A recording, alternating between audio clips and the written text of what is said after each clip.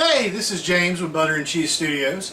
I just got a product in from Bushcraft Tools. It's a fire piston, and so I just thought I would do a quick unboxing and tell you a little bit about it.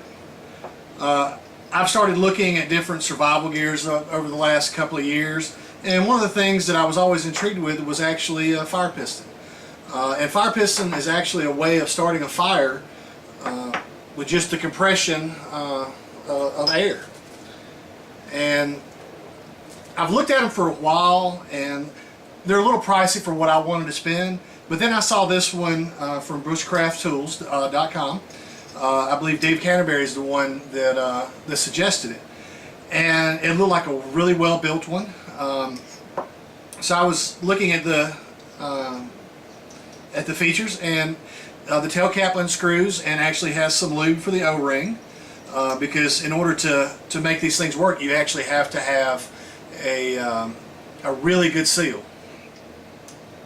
And on this end, there's actually two caps.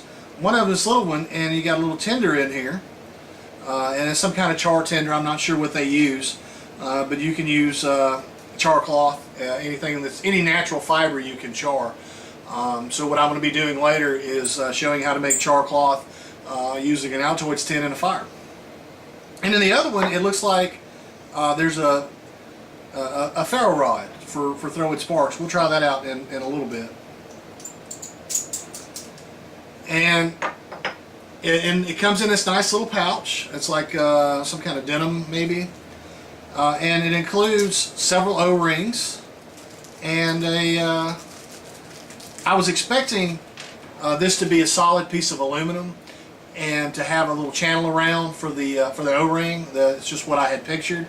And apparently the way they do it is they have these little pieces of rubber, and it goes onto the cup that actually holds the tinder, screws onto it. So there's no need to roll the O-ring on like I was expecting. I did take a chance to look at the instructions, and it recommended putting a little bit of lube on the tip of the piston itself. And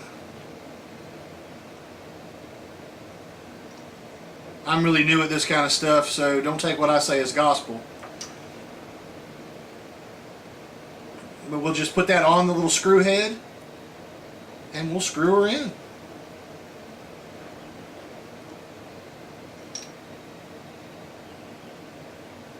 I think I like that because it seems like it pushes the rubber gets squeezed, so I think it would create a tighter seal. And let me put this cap back on. I do like that you have the lube to go with it, so you don't have to pack something else. And it said on their website that you should, when you push it in, it should push itself back out, which it's doing. So let's take a piece of the tinder out, and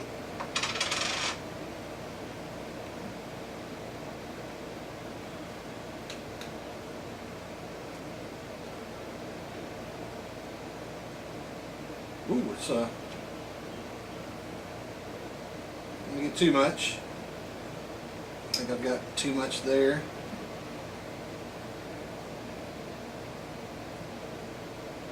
Push all that back in and close her up. And later we'll see about actually starting a fire with the tinder.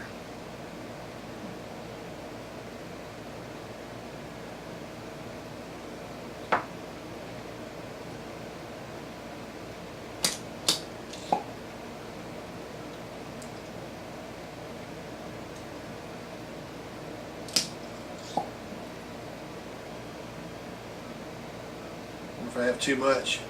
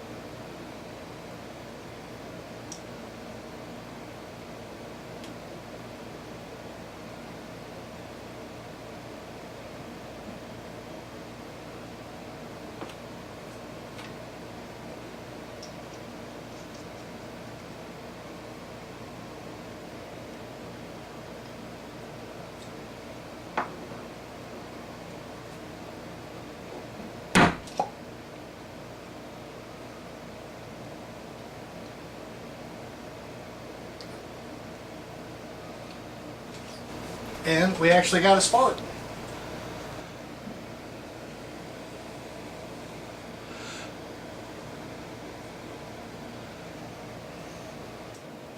One more thing I wanted to try was the ferro rod in the handle.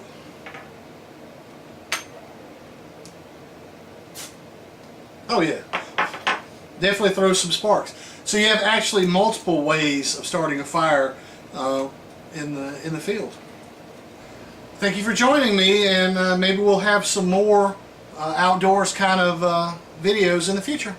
Bye!